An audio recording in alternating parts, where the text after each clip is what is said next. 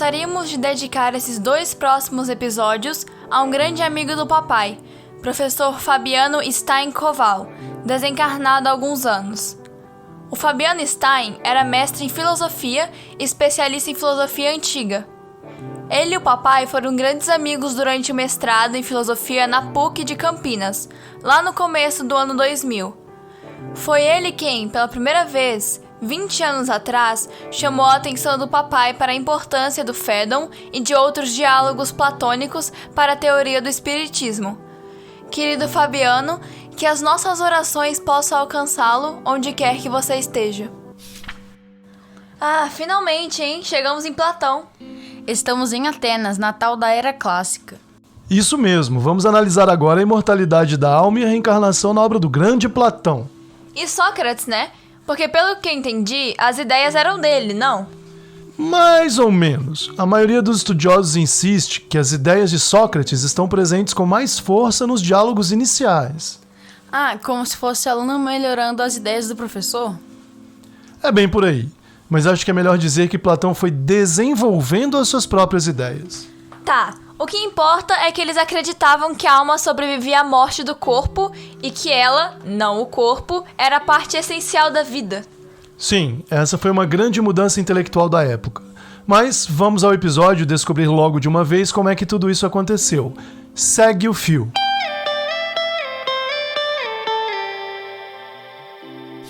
Segundo a famosa expressão de Whitehead, a história da filosofia ocidental nada mais é, em suma, que uma série de notas de pé de página à filosofia de Platão.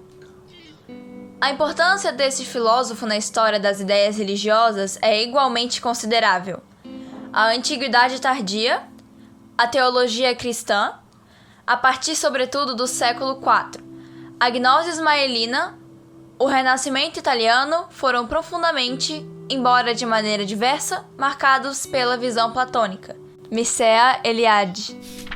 Temos estudado até este momento o desenvolvimento do conceito de alma na cultura e no pensamento grego antigo.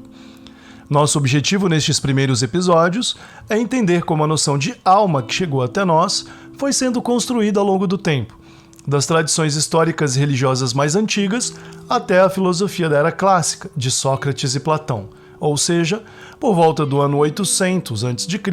até mais ou menos 350 a.C.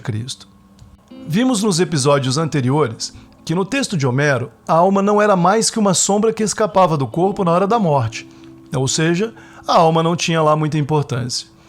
Também vimos que por volta de pouco mais de 2 séculos após a circulação dos textos de Homero, a Ilíada e a Odisseia, poetas, autores de peças de teatro e pensadores naturalistas começaram a se referir à alma como a sede das virtudes e dos sentimentos. John Burnet, no clássico A Doutrina Socrática da Alma, argumenta que, muito provavelmente, isso se deu por associações de ideias tais como vincular o ato de respirar com firmeza e o momento de agir com coragem.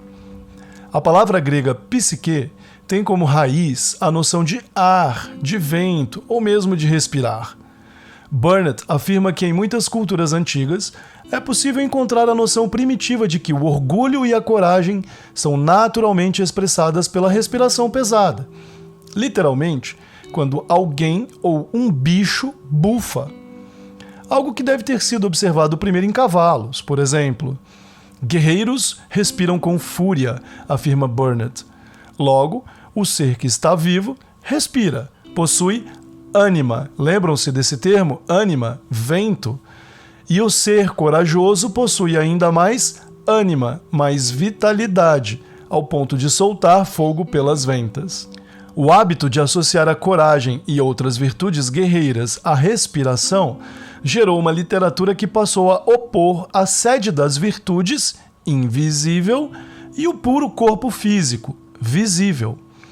De Píndaro a Hipócrates, surgiram então os primeiros textos separando corpo e alma em 2 entidades distintas. Não podemos nos esquecer de apontar também as mudanças religiosas impostas na cultura pela difusão do orfismo e do pitagorismo, essenciais para entender esse processo de centralidade da alma no período clássico da Antiguidade grega. Para José Trindade dos Santos, progressivamente, a alma irá se transformar na sede do comando das funções vitais do ser animado. Giovanni Reale, orientado pelas teses de Burnett, Taylor e Eric Havelock, afirma que o filósofo ateniense Sócrates foi o grande responsável, contudo, pelo passo decisivo nessa história: identificar definitivamente a psique com a personalidade intelectual e moral do homem. Nas palavras de Havelock, citado por Reale, em Sócrates, em vez de significar o espectro, a respiração ou o sangue humano, uma coisa desprovida de sentido e de autoconsciência, a psique acabou por significar o espírito que pensa, isto é, capaz tanto de decisão moral quanto de conhecimento científico, e a sede da responsabilidade moral, algo infinitamente precioso, uma essência única em todo o reino da natureza. Veremos então a seguir como foi que Sócrates, no texto de Platão, promoveu essa poderosa mudança e reorientou as reflexões sobre a existência humana de uma forma tão fundamental para a nossa cultura que dura até os dias de hoje.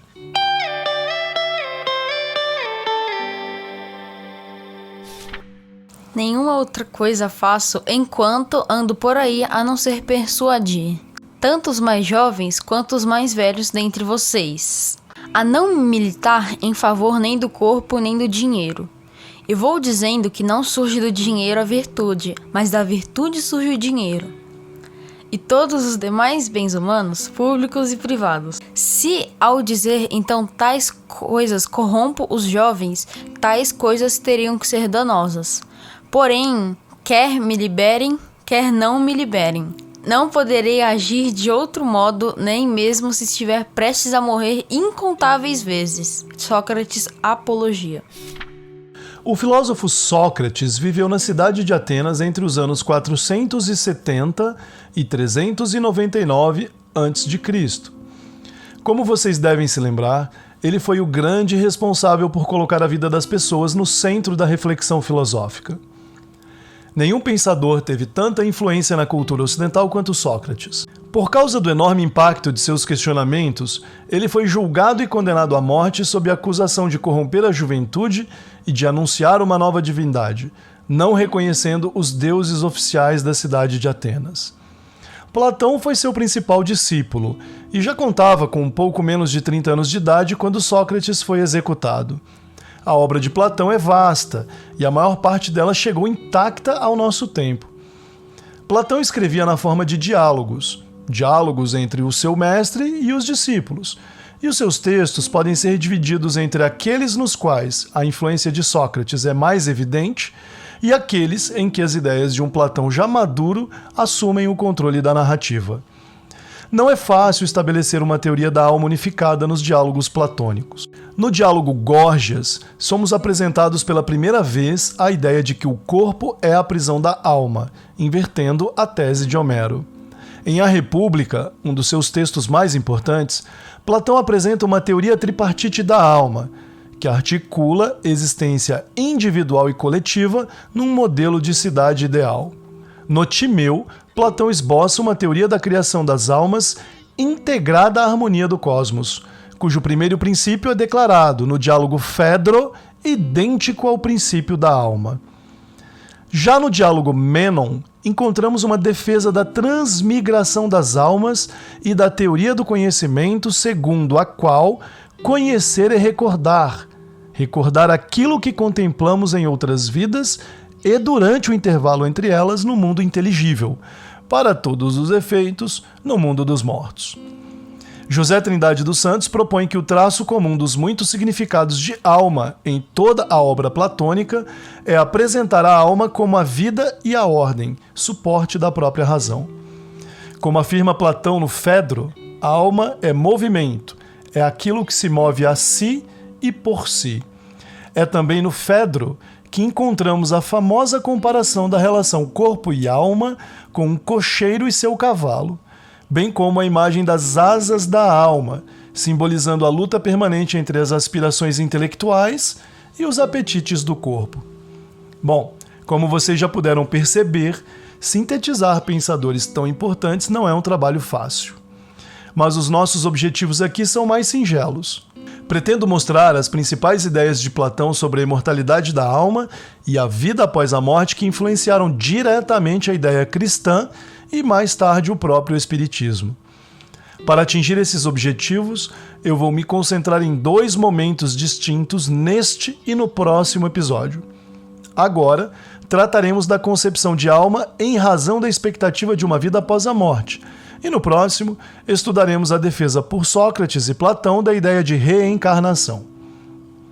Pensando nisso, não há diálogos mais significativos na obra platônica do que a Apologia de Sócrates e o Fédon. Os dois são os principais diálogos nos quais Sócrates apresenta sua visão acerca da relação entre a vida e a morte diante do tribunal que o acusa e às vésperas de sua execução. Esses 2 textos, mais o diálogo Eutífron e o diálogo Críton, foram utilizados por Allan Kardec na introdução ao Evangelho segundo o Espiritismo para defender que Sócrates e Platão são antecessores do cristianismo. Além desses textos, no próximo episódio, irei explorar também o diálogo A República, a fim de compreender como Sócrates e Platão representam e justificam, filosoficamente, a ideia de reencarnação.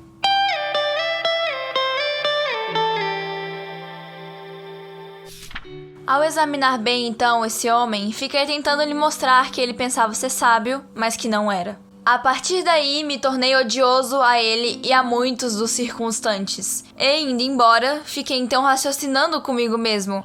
Sou sim mais sábio que esse homem.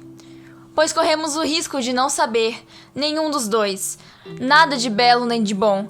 Mas enquanto ele pensa saber algo, não sabendo, eu, assim como não sei mesmo, também não penso saber. É provável, portanto, que eu seja mais sábio que ele numa pequena coisa, precisamente nessa, porque aquilo que não sei, também não penso saber. Sócrates, Apologia.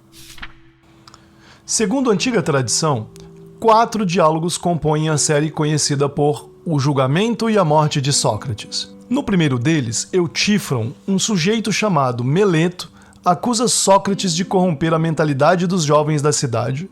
Os acusadores, esses homens de bem e amantes da pátria, no contexto de uma declinante Atenas, recém-derrotada na Guerra do Peloponeso, irão confrontar o filósofo por verem nele um símbolo de uma renovação inaceitável.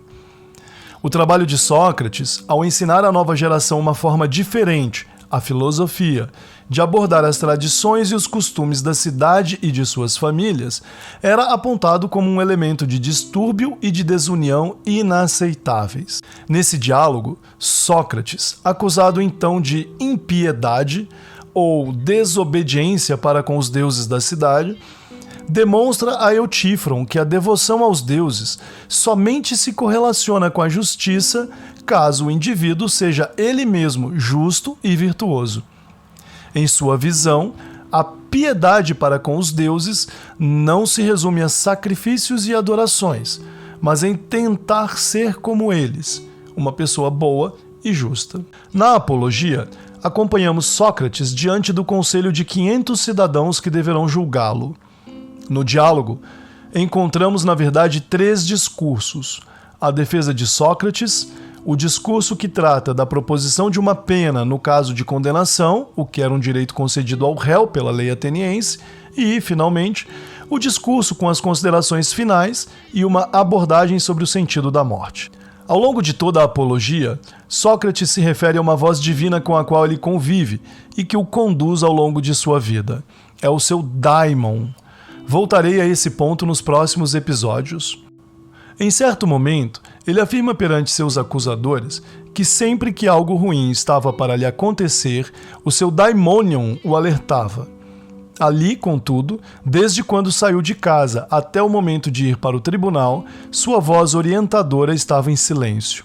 Se ele está ali, enfrentando a acusação que pode levá-lo à morte, por que motivo essa voz está ausente? O próprio filósofo responde: corre-se o risco de que isso que acaba de se passar comigo seja um bem.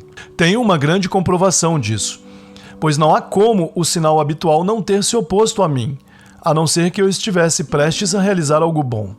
Reflitamos então também por aí, de que há muita esperança de que morrer seja um bem. Logo, se a possibilidade de morrer pode não ser um mal, Sócrates propõe: morrer é uma destas duas coisas.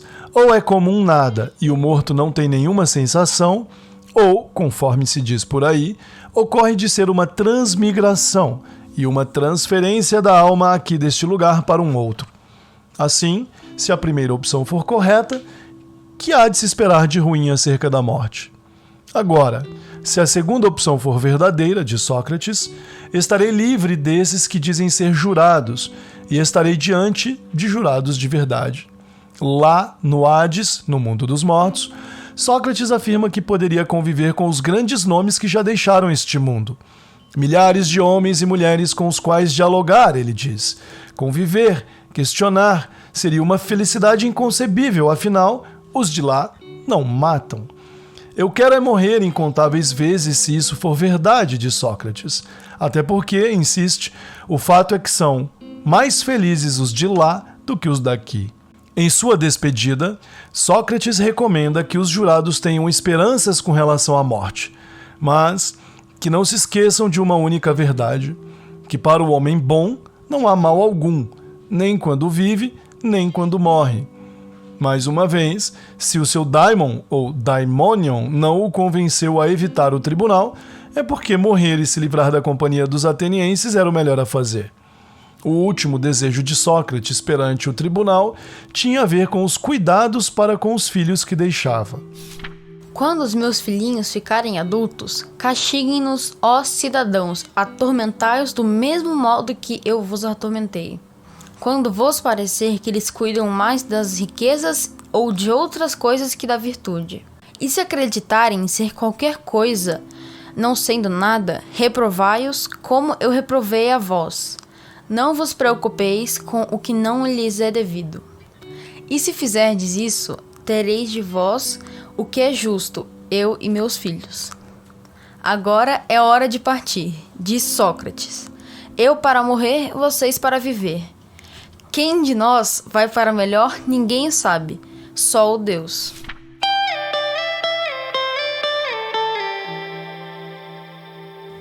Na sequência, temos o diálogo Críton, e nele conhecemos a prisão onde Sócrates aguarda a execução da pena de morte.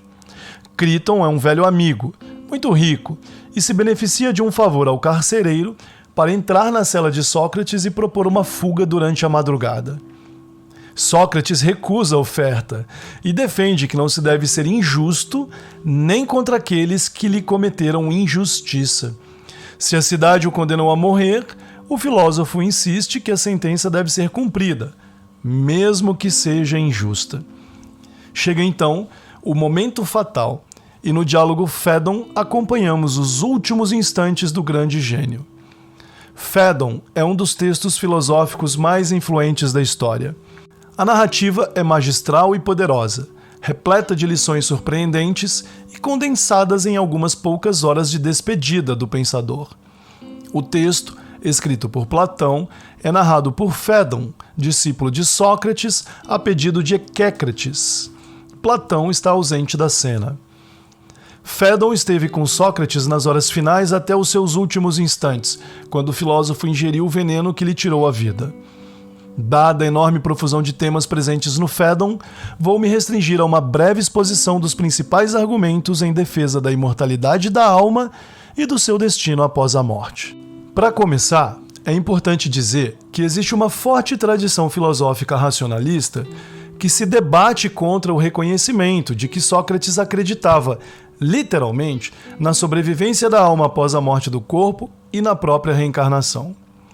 Fédon, muito provavelmente, foi escrito em um momento diferente dos outros 3 diálogos citados até aqui, como comprovam as referências no texto à teoria das formas e da reminiscência, construções platônicas da maturidade. Para muitos estudiosos, as ideias defendidas nesse diálogo representam mais o pensamento de um Platão, sob forte influência do pitagorismo e do orfismo, do que o pensamento do próprio Sócrates. Na minha opinião, relendo com muita atenção os diálogos e conhecendo a tradição religiosa grega, penso, por outro lado, que não faz muito sentido duvidar, pelo menos, das crenças de Sócrates sobre a imortalidade da alma. Aqui ou acolá, Platão coloca na boca de Sócrates recursos retóricos e perífrases jocosas, do tipo "se é como dizem por aí" ou "é o que conta uma antiga tradição". Creio que ele faz isso mais para reforçar o estilo irônico do filósofo do que para contrariar as afirmações que de fato ele irá defender. Dito isto, Sócrates começa sua defesa da imortalidade da alma perante os discípulos, afirmando que a pessoa que se dedica à filosofia tem como única ocupação preparar-se para morrer e estar morto. Quem consagrou sua vida à filosofia, diz Sócrates, é senhor de legítima convicção no momento da morte, porque possui a esperança de ir encontrar para si excelentes bens quando estiver morto. Sócrates aponta que o bem mais precioso que se pode possuir é a liberdade de pensar. Ora, diz ele, se os desejos do corpo são responsáveis por atrapalhar a clareza de raciocínio, que mais um filósofo deveria desejar senão se livrar desse obstáculo? Afinal, a alma raciocina melhor quando nenhum obstáculo lhe advém. Os estudos tradicionais separam a estrutura conceitual do Fédon em pelo menos 4 argumentos principais com os quais Sócrates procura convencer seus discípulos de que a alma é imortal. O argumento dos opostos, o argumento da reminiscência, o argumento da afinidade e o argumento final. Na verdade, cada sentimento de prazer ou dor é como pregos que fixam a alma ao corpo, e assim a ligam a ele. A envolvem na substância corporal, de tal forma que tudo aquilo que o corpo lhe disser, ela toma por verdadeiro. É que o fato de comungar das suas crenças, dos seus motivos de alegria, leva a alma, por força, a adquirir os mesmos hábitos e cultura do corpo. E como tal, a alma jamais chega ao Hades em estado de pureza. Antes, vai sempre contaminada pelo corpo. Assim, ela cria raízes e se afasta do que é divino, puro e único na sua forma. Sócrates, Fédon. Sócrates começa seu esforço de demonstração da imortalidade da alma para Cebes e Símias pelo antigo argumento dos opostos, e lembra que na natureza, tudo o que existe se transforma permanentemente. Pela sucessão dos contrários, a vida se renova, indefinidamente. Assim, nós que hoje estamos vivos, ontem estivemos mortos. É a teoria da transmigração, ou como a chamamos, reencarnação. Os vivos não provêm menos dos mortos que os mortos dos vivos, afirma Sócrates. O argumento dos contrários, muito reconhecido na antiguidade, é baseado também na famosa teoria das ideias ou das formas de Platão, segundo a qual a dimensão material da realidade é estruturada a partir de formas perfeitas, modelos ideais que existem no mundo inteligível.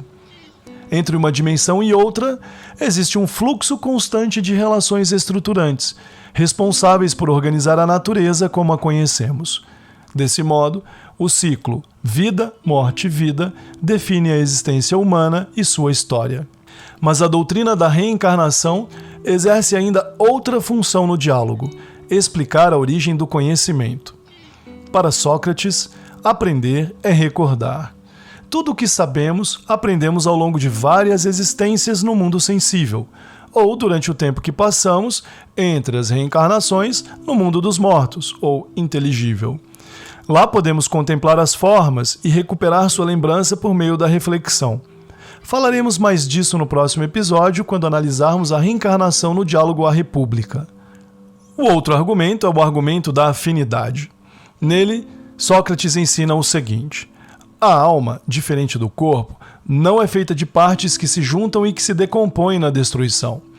Tudo o que é um composto, uma associação feita de partes, pode ser decomposto, afirma Sócrates. Mas a alma, como é uma unidade que não pode ser decomposta, só pode ser então indestrutível, portanto, ela é imortal. A unidade da alma como a sede e a própria causa do intelecto é defendida por Sócrates também diante da argumentação de Símias, que tenta comparar a relação entre corpo e alma com a harmonia que se expressa a partir de uma lira. Sócrates demonstra que a capacidade de pensar não pode ser mero efeito do corpo, afinal, todos temos corpos e nem todos pensamos da mesma forma, muito menos com a mesma capacidade.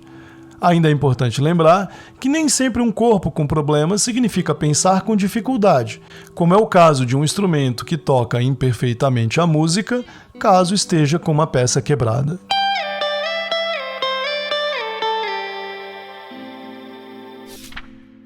Porém, meus caros, prosseguiu Sócrates, eis outro aspecto que convirá ponderar.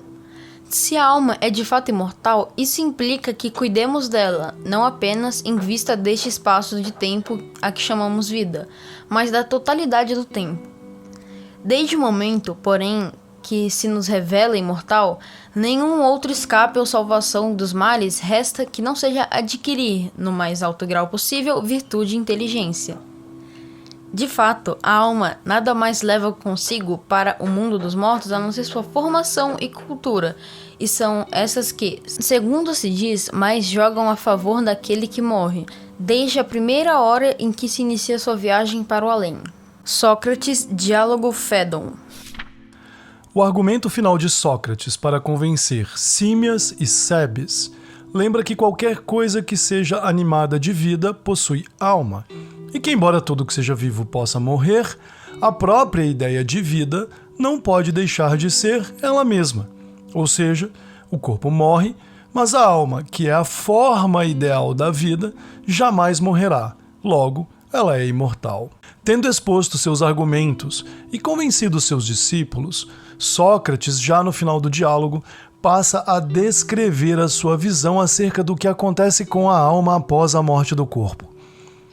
Caso a morte fosse a dissolução de tudo, que admirável destino não seria esse para os maus, afirma Sócrates.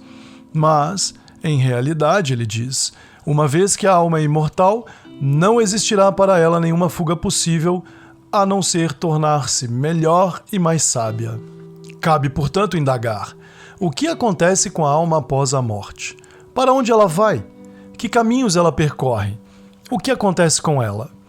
Em resumo, Sócrates diz que a alma não tem consigo, quando chega ao Hades, ao mundo dos mortos, mais do que a sua formação moral e seu regime de vida.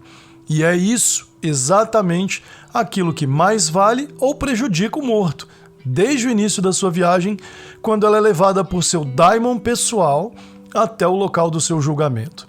Então, a alma permanece no Hades por um tempo, até ser reconduzida à reencarnação. A partir desse ponto da narrativa, Sócrates descreve minuciosamente uma espécie de geografia terrestre da vida após a morte. Sócrates está convicto de que a Terra é muito grande e de que habitamos apenas uma parte dela. Nós moramos, na verdade, em cavernas na Terra, e a Terra em si mesma, pura, encontra-se na abóboda celeste. O éter, que ocupa a atmosfera celestial, desce às cavernas da Terra como uma espécie de borra e preenche todo o espaço à nossa volta. Nós, que habitamos essas cavidades, de Sócrates, não o percebemos e cremos habitar na parte superior. Da mesma forma como acreditaria morar na superfície do oceano aquele que habitasse o seu fundo, pois, vendo o Sol e os demais astros através da água, haveria de tomá-los, e o próprio oceano por um céu. Nossa indolência e fraqueza nos impedem de ir até a verdadeira superfície, até o ar superior. E se fôssemos até lá, encontraríamos seres quase perfeitos, isentos de doenças e de maiores dificuldades. Habitações belíssimas, templos sagrados, arte e filosofia em abundância.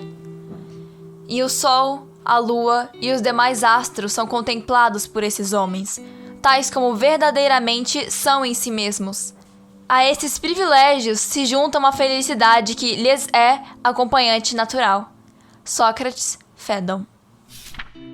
Por outro lado, quanto às regiões interiores, encontram-se muitos espaços ocos, fundas cavernas e túneis, interligando enormes canais subterrâneos por onde correm as águas caudalosas de muitos rios. Alguns são rios de fogo, outros são rios de lama. A reunião de todos esses rios, dentre eles o Oceano, o Periflegetonte, o Estige e o Cocito, se dá nas bordas do Hades. Esses são os caminhos percorridos pelas almas dos mortos, conduzidas por seus gênios tutelares para serem julgadas e então separadas conforme seus atos em vida. As almas criminosas são precipitadas no Tártaro, onde experimentam intensos sofrimentos. Aquelas almas cujos crimes podem ser perdoados depois de um tempo são lançadas no rio Cocyto e, obtendo o perdão de suas vítimas, ganham a oportunidade de reencarnar. Aquelas que não conseguem o perdão voltam ao Tártaro, de onde saem uma vez por ano para tentar novamente. Já as almas que se purificam pela filosofia passam a viver absolutamente sem os seus corpos e a residir em lugares mais belos que os demais. Quando termina essa descrição, Sócrates afirma que ninguém deve pretender que o que ele narra se trata exatamente da realidade. Mas, ele continua, devemos crer que se trata de coisa semelhante ao que se dá com a nossa alma e o nosso destino. Afinal, a alma é evidentemente imortal, e essa opinião, ou seja, essa descrição que ele mesmo fez, lhe parece boa e digna de confiança. Sócrates até gostaria de continuar sua narrativa e descrever mais desses locais, mas ele não tem mais tempo. A hora de sua execução se aproxima. Após tomar um banho, seu amigo Críton faz entrar o servidor da prisão que viria lhe administrar o veneno. Questionado por Sócrates, o servidor informa que após beber o veneno, ele deve dar umas voltas caminhando até que as pernas fiquem pesadas e em seguida deve se deitar. Estão com Sócrates Críton, Fédon, Símias, Cebes, Apolodoro, o grande Euclides e alguns outros companheiros. Em lágrimas, os amigos assistem à rápida ação do veneno. Deitado e com o corpo gélido, Sócrates ainda tem tempo de afastar o pano que cobre o seu rosto e, ironicamente, dizer suas últimas palavras. Ele pede a Críton que pague sua última dívida, que sacrifique um galo a Asclépio, deus da medicina, costume antigo devido àqueles que obtivessem uma cura para uma doença grave. Afinal, com a morte, Sócrates estava finalmente livre. Após mais alguns breves instantes, já não se ouvirá novamente a sua voz. Passado pouco tempo, Sócrates estremeceu e o homem descobriu-lhe o rosto. Tinha o olhar fixo. Vendo isto, Críton fechou-lhe a boca e os olhos. E foi esse Equécrates, o fim do nosso amigo, o homem que, poderíamos dizê-lo, foi, de todos com quem privamos, o mais excelente e também o mais sensato e o mais justo. Terminou assim para a história de Atenas a jornada do grande mestre. Dali em diante, o ensino de Sócrates sairia da Grécia e começaria a mudar a história, conclamando à humanidade, através dos séculos, a urgência do cuidado com a alma.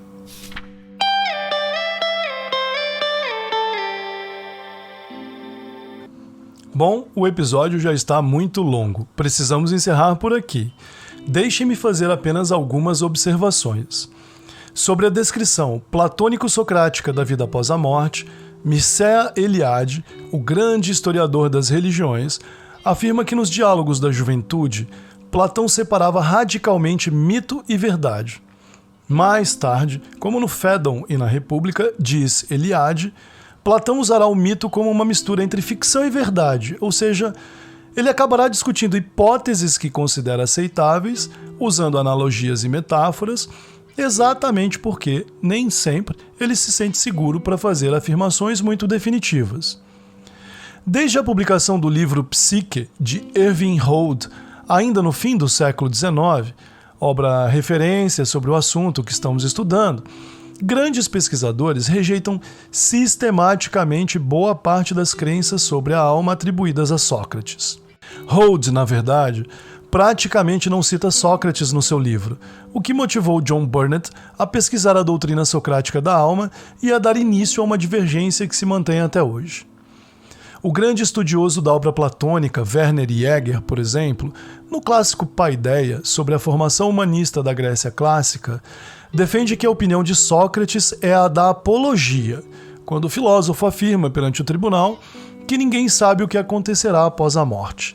Na opinião de Jäger, no Fédon, quem está falando é a voz de Platão mais do que a de Sócrates. No seu recente Afterlife, Bart Ehrman encampa com rigor essa tese. Mais uma vez, na minha modesta opinião, usar uma frase da Apologia para contrariar todo o contexto filosófico-religioso da vida e obra de Sócrates e Platão é um exagero. Como mostrei nos episódios anteriores, o contexto religioso da Grécia Antiga era muito complexo e variado, e nem Sócrates nem Platão se colocaram muito por fora das crenças de seu tempo. Pelo contrário, como demonstra Mark McFerran em seu Platonic Religion, eles as repercutiram, divulgaram e ampliaram o alcance dessas crenças. Como eu também mostrei lá no início deste episódio, a mim parece claro que é um esforço contratextual e mesmo contrafactual de superpor ou até mesmo de ignorar a tradição religiosa dos pensadores na antiguidade grega. O que é muito influenciado não apenas pela tradição racionalista, mas, convém sempre lembrar, pelas tradições cristãs, católicas e reformadas, que jamais admitiram, por exemplo, o intercâmbio entre vivos e mortos, ou, claro, o politeísmo das tradições gregas antigas. Cabe a você, ouvinte, fazer seu próprio juízo acerca do assunto.